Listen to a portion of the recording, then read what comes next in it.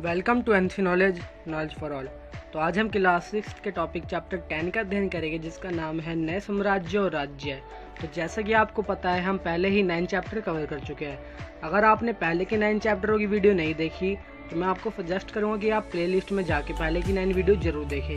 इससे आपको ही बेनिफिट होगा, आपका एनसीईआरटी का बेसिक लेवल बहुत ही मजबूत होगा। तो चलिए स्टार्ट करते हैं। यहाँ पर देखिए एक बच्चा दिखाया गया है जिसका नाम है अरविंद। इधर लिखा है कि अरविंद राजा बना। तो मैं आपको बता दूं, ये जो अरविंद राम का बच्चा है, ये अपने स्कूल में खेले जाने वाले नाटक में एक राजा की भूमिका अदा कर रहा है। उसने सोचा था कि वह शाही वेशभूषा में मूंछों पर ताव देते हुए रुपहले कागज में लिपटी तलवार को शान से पकड़कर इधर उधर घूमेगा। लेकिन जब उसे बताया गया कि उसे ऐसा कुछ नहीं, इसके साथ साथ बैठकर वीणा भी बजानी है और कविता का पाठ भी करना है, तो वह हैरान हो गया। वह सोच में पड़ गया कि आखिरकार ऐसा संगीत के राजा कौन है और कौन हो सकता है। तो चलिए बात कर लेते हैं, ये संगीत के राजा कौन है। तो मैं आपको बता दूं कि ये गुप्त वंश के प्रसिद्ध राजा समुद्रगुप्त की भूमिका अदा कर रहा है बच्चा। ये देखिए, गुप्त वंश के प्रसिद्ध राजा समुद्रगुप्त की भूमिका अदा करने जा रहा है।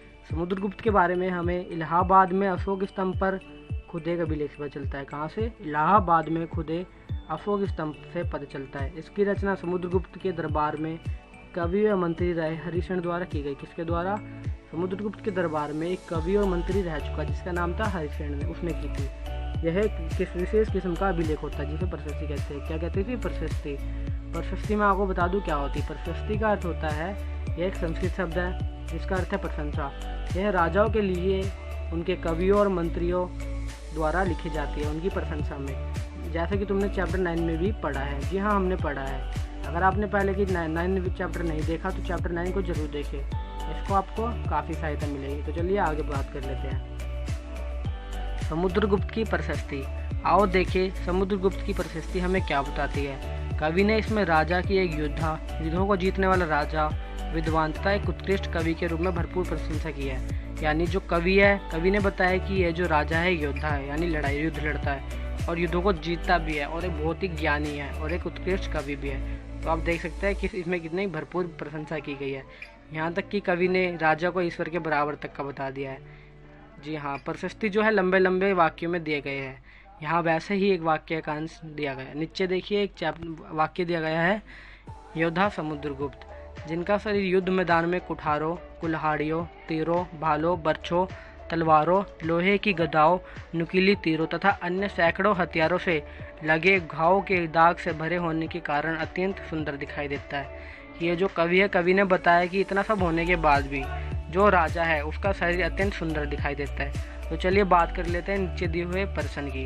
यहाँ पर 2 प्रश्न दिए गए। पहला है, यह वर्णन तुम्हें उस राजा के बारे में क्या बताता है। यह वर्णन हमें बताता है कि ये जो राजा था वह एक योद्धा था और युद्ध लड़ते लड़ते इनके कई जख्म लग जाते थे, लेकिन इनके बाद भी इनका शरीर जो है अत्यंत सुंदर दिखाया गया है। राजा किस प्रकार युद्ध लड़ता है। दूसरा क्वेश्चन, राजा मैदानों में कुठारों, कुल्हाड़ियों, तीरों, भालों, बर्छों, तलवारों, लोहे की गदाओं और नुकीले तीरों से युद्ध लड़ते हैं। ये देखिए यहाँ पर साइड में बाजू में सिक्कों पर वीणा बजाते हुए समुद्रगुप्त की पिक्चर दिखाई गई है। ये देखिए, अगर तुम मानचित्र 7 देखो तो पाओगे कि एक क्षेत्र को हरे रंग से दिखाया गया है। तुम्हें पूर्वी तट के साथ साथ एक क्रम में लाल बिंदु दिखाई देंगे। उसी तरह कुछ बैंगनी क्षेत्र भी है और नीले रंग के भी है। तो चलिए बात कर लेते हैं। प्राप्त जानकारी के आधार पर बताया गया है कि हरिशरण जो है 4 प्रकार के राजाओं, यानी जो 4 प्रकार के राजा थे उनके प्रति समुद्रगुप्त की नीतियों का वर्णन है, यानी उनकी तरह उनके लिए क्या क्या नीति अपनाए उसके बारे में बताया गया। तो पहला है मानचित्र में हरे रंग का क्षेत्र। हरे रंग का क्षेत्र जो है वो आर्यवर्त का, किनका है? आर्यवर्त का। और वो जो थे 9 शासकों का था जिन्हें समुद्रगुप्त ने हराकर उनके राज्यों को अपने साम्राज्य में मिला लिया। ये देखिए, ये जो हरे रंग का क्षेत्र है यह आर्यवर्त का है। यह वे 9 शासक है जिनको समुद्रगुप्त ने हराकर जिनके राज्यों को अपने राज्य में मिला लिया। ये देखिए जो दूसरा है, इसके बाद दक्षिणापात के 12 शासक आते हैं। दक्षिणापात के 12 शासक, इनमें से कुछ की राजधानी को दिखाने के लिए मानचित्र पर लाल बिंदु दिए गए हैं। इसमें हार जाने के बाद सामने समर्पण कर दिया इन राजाओं ने और समुद्रगुप्त ने उन्हें शासन करने की अनुमति दे दी। ये देखिए दक्षिणापात में ये रेड बिंदु से दिखाए गए हैं। ये वही इलाके हैं जो 12 शासकों के थे। जिनको हराने के बाद उन सब ने समुद्रगुप्त के सामने समर्पण कर दिया और समुद्रगुप्त ने उनको आज्ञा दे दी कि वह अपना शासन कर सकते हैं। तीसरा है पड़ोसी देशों का आंतरिक घेरा, जो बैंगनी रंग से दिखाया गया है। इसमें आता है असम, जिसकी कैपिटल है दिसपुर। तटीय बंगाल भी आता है, नेपाल, काठमांडू जिसकी राजधानी है। उत्तर पश्चिम के कई गढ़ और संघ आते हैं। गण और संघ के बारे में हम जो चैप्टर 5 में पढ़ चुके हैं। अगर आपने चैप्टर 5 नहीं देखा तो मैं आपको सजेस्ट करूंगा कि चैप्टर 5 को जरूर देखें। यह समुद्रगुप्त के लिए उपहार लाते थे। क्या लाते थे? उपहार यानी तोहफे लाते थे। उनकी आज्ञा का पालन करते थे तथा उनके दरबार में उपस्थित हुआ करते थे। ये जो बैंगनी क्षेत्र है, ये आंतरिक दरबार का हिस्सा दिखाया गया है। इसमें जो है असम आता है और अन्य कई सारे इलाके आते हैं। तो चलिए ऊपर दोबारा चौथा चैट देख लेते हैं। बाहरी इलाके शासक जिन्हें नीले रंग से दिखाया गया है, संभवतः कुषाण तथा शंख वंश के शासक थे। इसमें श्रीलंका के शासक भी थे। इन्होंने समुद्रगुप्त की अधीनता स्वीकार कर और अपनी पुत्री का विवाह किया। क्या किया? समुद्रगुप्त के गुलाम बन गए। सिर्फ अधीनता नहीं, वही गुलामी कर ली और उनकी अपनी पुत्रियों को उनसे विवाह करवा दिया। ये शासक नीले रंग से जो दिखाए गए, ये देखिए यहाँ पर ये वाले छात्र वो। तो चलिए आगे पढ़ लेते हैं। वंशावलियाँ, अधिकांश प्रशस्तियाँ जो है शासकों के पूर्वजों के बारे में बताती है। वंशावलियाँ जो होती है वंशधर यानी पीढ़ी दर पीढ़ी, पिता के बाद उसके पुत्र का। अधिकांश प्रशस्तियाँ शासकों के पूर्वजों के बारे में बताती है। प्रशस्ति भी समुद्रगुप्त के प्रतिमा, पितामह यानी परदादा, दादी, पिता और माता के बारे में बताती है। उनकी माँ का नाम था कुमार देवी, जो किसकी थी? लक्ष्मी गण की, जिस गण के गौतम बुद्ध थे। उनके पिता का नाम था चंद्रगुप्त, जो गुप्त वंश के पहले शासक थे, जिन्होंने महाराज धीराज की उपाधि धारण की थी। समुद्रगुप्त ने भी यह उपाधि धारण की थी। उनके दादा और परदादा को महाराजा के रूप में उल्लेख किया गया है। किसके रूप में? महाराजा के रूप में। इससे यह पता चलता है कि धीरे धीरे इस वंश का महत्व बढ़ता चला गया। तो चलिए आगे देख लेते हैं। इन उपाधियों के हिसाब से सजाओ राजा, महाराजा, अधिराज, महाराज।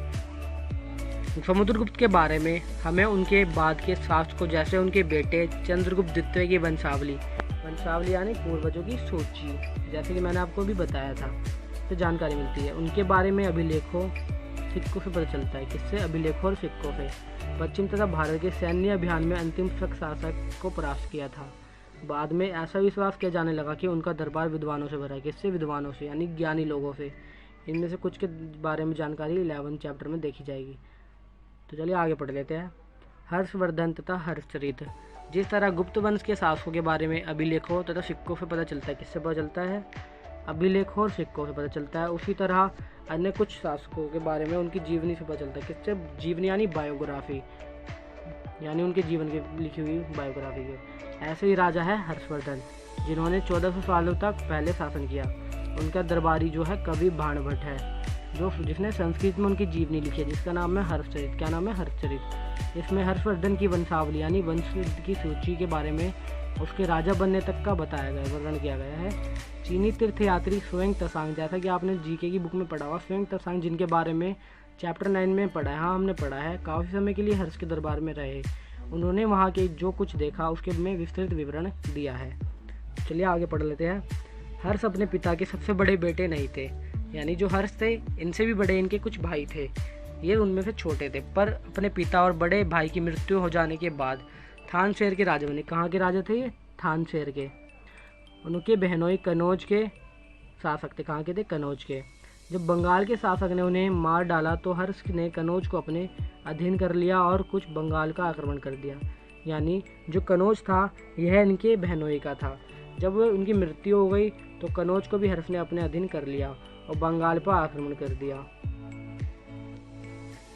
मगध संभव बंगाल को भी जीतकर उन्हें पूर्व में जितनी सफलता मिली थी उतनी सफलता अन्य जगहों पर नहीं मिली। यानी मगध यानी बिहार संभव बंगाल को जीतकर उन्हें इतनी सफलता मिली कि उन्हें अभी तक कहीं नहीं मिली थी। जब उन्होंने नर्मदा नदी को पार कर दक्कन की ओर आगे बढ़ने की कोशिश करी तो चालुक्य नरेश पुलकेशिन द्वितीय ने रोका। चालुक्य नरेश यानी चालुक्य के जो राजा थे पुलकेशिन द्वितीय ने उन्हें रोक दिया।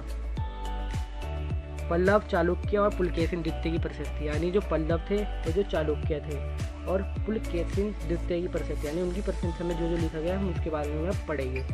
इस काल में पल्लव और चालुक्य दक्षिण भारत के सबसे महत्वपूर्ण राजवंश थे। कौन कौन? पल्लव और चालुक्य दक्षिण भारत के सबसे महत्वपूर्ण राजवंश थे, यानी राजा के वंशज थे। पल्लवों का राज्य उनकी राजधानी कांचीपुरम के आसपास था। कहाँ तक का? कांचीपुरम तक, और लेकर कावेरी नदी के डेल्टा तक फैला हुआ था। जबकि चालुक्य का राज्य कृष्णा और तुंगभद्रा नदी तक बीच स्थित था। चालुक्य की राजधानी ऐहोल थी। क्या राजधानी थी? ऐहोल चालुक्य की। यह एक प्रमुख व्यापारिक केंद्र, यानी व्यापार हुआ करता था यहाँ ज़्यादातर, और धीरे धीरे धार्मिक केंद्र बन गया, यानी यहाँ पर धर्म से जुड़ी कई चीज़ें होने लगी, जैसे मंदिर बन गए हैं जहाँ कई मंदिर थे। पल्लव और चालुक्य एक दूसरे की सीमाओं का अतिक्रमण किया करते थे। अतिक्रमण यानी एक दूसरे की सीमा को अपने अंडर लेने की कोशिश किया करते थे। मुख्य रूप से राजधानियों का निशाना बनाया जाता था, यानी जो इनकी राजधानियाँ थी उनको निशाना बनाया था। जैसे चालुक्य की थी ऐहोल। चलिए आगे बात कर लेते हैं। पुलकेशिन द्वितीय सबसे प्रसिद्ध चालुक्य राजा थे। पुलकेशिन द्वितीय कौन थे? प्रसिद्ध चालुक्य राजा। उनके बारे में हमें उनके दरबारी कवि रवि कीर्ति द्वारा रचित प्रशस्ति से पता चलता है। इसमें उनके पूर्वज खास तौर से पिछली 4 पीढ़ियों के बारे में बताया गया है। किसके बारे में? खास तौर पर 4 पिछली पीढ़ियों के बारे में।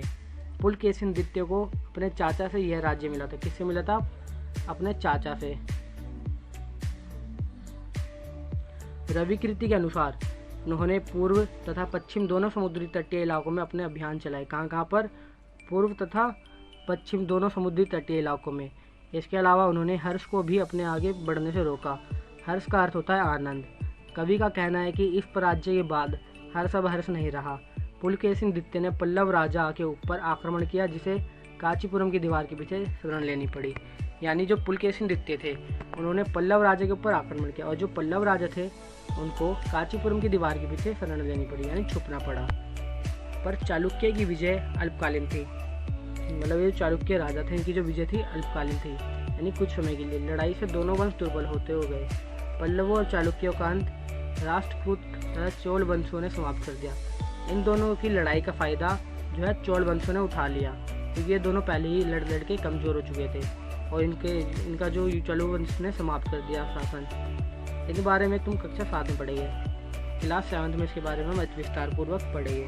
तो चलिए आगे बात कर लेते हैं। इन राज्यों को प्रशासन कैसे चलता था? तो चलिए बात करते हैं कि ये जो राज्य थे इनका प्रशासन यानी इनका शासन किस तरह किया जाता था। तो पहले के राजाओं ने इन राजाओं के लिए भूमि कर सबसे महत्वपूर्ण था, यानी जो भूमि से जो कर इकट्ठा होता था सबसे महत्वपूर्ण था इन राजाओं के लिए भी। प्रशासन की प्राथमिक इकाई गांव होते थे। कौन होते थे? गांव हुआ करते थे। लेकिन धीरे धीरे कई नए बदलाव आए। राजाओं ने आर्थिक, सामाजिक, राजनीतिक या सैनिक शक्ति रखने वाले लोगों को समर्थन जुटाने के लिए कई कदम उठाए। क्या किया इन्होंने? इन्होंने आर्थिक, सामाजिक, राजनीतिक और सैनिक शक्ति समर्थन जुटाने के लिए उन्होंने कई कदम उठाए, जिनके बारे में हम नीचे पढ़ेंगे। तो चलिए पहला कदम देख लेते हैं। इन्होंने महत्वपूर्ण प्रशासकीय पद यानी कुछ ऐसे पदों की शुरुआत करी जो अनुवांशिक बन गए, अर्थात बेटे अपने पिता का पद पाते थे। जैसा कि कवि हरिसेन अपने पिता की तरह महादंडनायक यानी मुख्य न्याय अधिकारी बने थे। ऐसे ही दूसरा इनका जो उठाया कदम था, कभी कभी एक ही व्यक्ति कई पदों पर कार्य करता था, जैसे कि हमें वर्तमान में भी देखने को मिलता है। एक ही मिनिस्टर के पास कई सारे पद हुआ करते हैं। तो जैसे कि कुमार मात्यम्य अर्थात एक महत्वपूर्ण मंत्री, तथा एक संधि विग्रह यानी अर्थात युद्ध और संधि के विषयों का भी मंत्री था। संभवतः वहाँ के स्थानीय प्रशासन में प्रमुख व्यक्ति का बहुत ही बोलबाला था। इनमें नगर श्रेष्ठ यानी मुख्य बैंकर, शहर का व्यापारी अर्थात सार्थवा यानी व्यापारियों का कफीला, व्यापारी का जो कफीला था उसे सार्थवा कहा जाता था, उनका नेता हुआ करता था। प्रथम कुलिक अर्थात मुख्य शिल्पकार तथा कायास्त्र यानी लिपिका। इस तरह की नीतियाँ कुछ हद तक प्रभावशाली होती थी, यानी कुछ हद तक यानी कभी कभार, पर समय के साथ साथ इनमें कुछ व्यक्ति इतने अधिक शक्तिशाली हो जाते थे कि अपना स्वतंत्र राज्य स्थापित कर लेते थे। यानी ये जो समूह के जो नेता हुआ करते थे कभी कभार इतने शक्तिशाली हो जाते थे कि ये अपना अलग साम्राज्य स्थापित कर लिया करते थे। तो जैसा कि हम आज भी देखने को मिलता है, कई देशों में अलग अलग राज्य की मांग उठने लगती है। इसी तरह पहले भी ऐसा हुआ करता था। तो इसमें बात कर लेता है एक नए प्रकार की सेना। अब जो है एक नए प्रकार की सेना आ गई। कुछ राजा अभी भी पुराने राजाओं की तरह एक सुसंगठित सेना रखते थे, जिसमें हाथी, रथ, घुड़सवार और पैदल सिपाही होते थे। पर इसके साथ साथ कुछ सेना नायक भी हुआ करते थे, जो आवश्यकता पड़ने पर राजा को सैनिक सहायता दिया करते थे। तो इससे पता चलता है कि जो राजा की सेना हुआ करती थी उसमें जो थे हाथी, रथ, घुड़सवार और पैदल सिपाही हुआ करते थे। इसके अलावा कुछ सेना नायक हुआ करते थे जो आवश्यकता पड़ने पर सैनिकों को सहायता दिया करते थे। सेना नायकों को नियमित वेतन नहीं दिया जाता था, बल्कि इनको इसके बदले भूमि दान दिया जाता, यानी भूमि को दान में दिया जाता था। दी गई भूमि से ये कर वसूलते, यानी कर इकट्ठा किया करते थे, जिससे वह सेना तथा घोड़ों की देखभाल करते थे। साथ ही इस युद्ध के लिए हथियार जुटाते थे। इस तरह के जो व्यक्ति हुआ करते थे उन्हें क्या कहते थे? सामंत कहा करते थे। जो कहीं भी शासक दुर्बल होते थे, यह सामंत स्वतंत्र होने की कोशिश करते थे, यानी अपना आज़ाद होने की कोशिश करते थे राजा के अधीन से। दक्षिण के राज्यों में सभाएं। तो चलिए बात कर लेते हैं दक्षिण के राज्यों में सभाएं किस तरह हुआ करती थी और कैसे हुआ करती थी। पल्लवों के अभिलेखों में कई स्थानीय सभाओं की चर्चा हुई है। इनमें से एक था ब्राह्मण भूस्वामियों का संगठन, जिसे सभा कहते हैं। क्या था ये? इनमें से एक था ब्राह्मणों का भूस्वामी, यानी जो ब्राह्मण भूस्वामी यानी भूमि के स्वामी होते थे उनका संगठन, जिसे हम सभा कहते हैं। ये सभाएं उप समितियों के जरिए सिंचाई, खेतीबाड़ी से जुड़ी विभिन्न काम, सड़क पर निर्माण, स्थानीय मंदिरों की देखरेख आदि का काम किया करते थे। इलाकों के भूस्वामी ब्राह्मण नहीं थे, वहाँ पर उर नामक ग्राम सभा होने की बात कही गई। यानी जिन इलाकों के भूस्वामी ब्राह्मण नहीं थे वहाँ पर जो है उर नामक ग्राम सभा हुआ करती थी।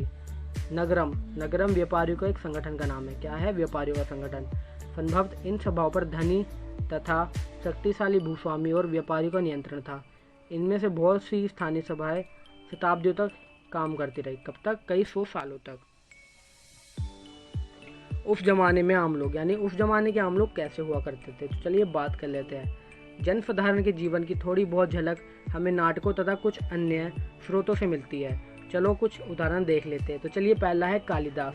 कालिदास अपने नाटकों में राज दरबार के जीवन चित्र को लिए प्रसिद्ध है। यानी जो आपने पहले पढ़ा हुआ हिंदी की पुस्तक में कालिदास के बारे में, यह एक बहुत ही प्रतिष्ठित नाटककार है जो राज दरबार के जीवन यानी जीवित चित्र को प्रस्तुत करने के लिए बहुत ही प्रसिद्ध है।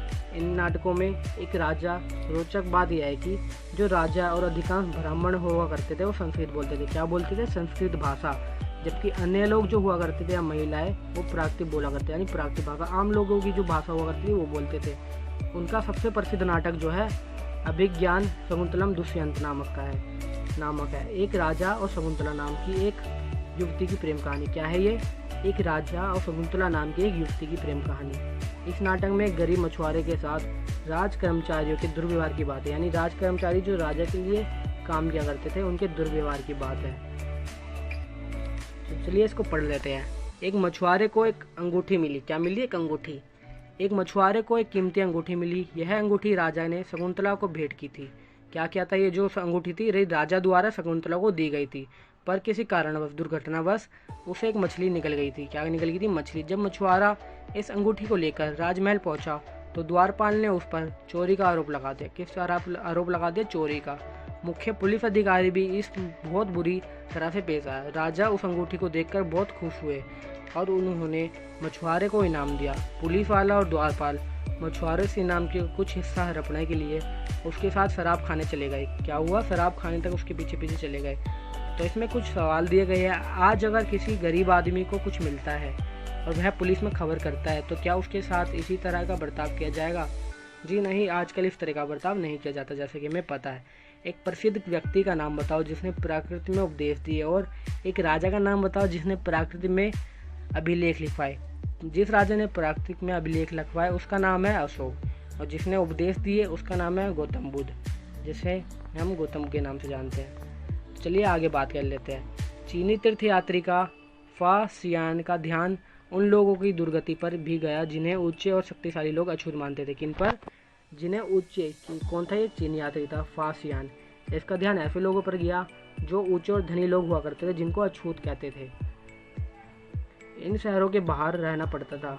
वह लिखता है कि अगर इन लोगों को शहर या बाजार के भीतर आना होता था तो सभी को आगाह करने के लिए एक लकड़ी के एक टुकड़े पर चोट करते हुए आया करते थे। यह आवाज़ सुनकर लोग सतर्क हुआ करते थे कि छू जाने से या किसी भी प्रकार के संपर्क से बचते थे। यानी उस टाइम जो है छुआछूत की प्रथा काफ़ी प्रचलित थी, यानी चला करती थी। एक जगह भाणभट्ट द्वारा अभियान पर निकली राजा की एक सेना का बड़ा सजीव चित्रण दिया गया है। यहाँ पर नीचे देखिए एक पैराग्राफ दिया गया है, आप इसको वीडियो को पॉज करके पढ़ लेना। तो इसके जो है क्वेश्चन दिए गए हैं, मैं आपको आशा करूँगा कि आप इसको पढ़ के समझ लेंगे, तो इसका जवाब देने की कोशिश ज़रूर करें। और मैं आपसे कई बार बोलता हूँ कि आप कमेंट बॉक्स में इनका जवाब जरूर दिया करें, ताकि आपका बेसिक लेवल जो है बहुत अच्छा हो सके। ये देखिए अन्यत्र दिया गया है मानचित्र 6, हम इसके बारे में पहले पढ़ चुके हैं, तो मैं आशा करूँगा कि आप इसको वीडियो को पॉज करके पढ़ लेंगे। यहाँ पर कुछ शब्दार्थ दिए गए हैं जो मैं आपको डिस्क्रिप्शन बॉक्स में लिंक देके समझा दूँगा। तो चलिए, अगर आशा करता हूँ अगर आपको वीडियो पसंद आई हो तो वीडियो को लाइक और शेयर ज़रूर करें और चैनल को सब्सक्राइब जरूर करें, ताकि आगे आने वाली वीडियो आप कभी मिस ना कर सकें। तो thanks for watching and C knowledge.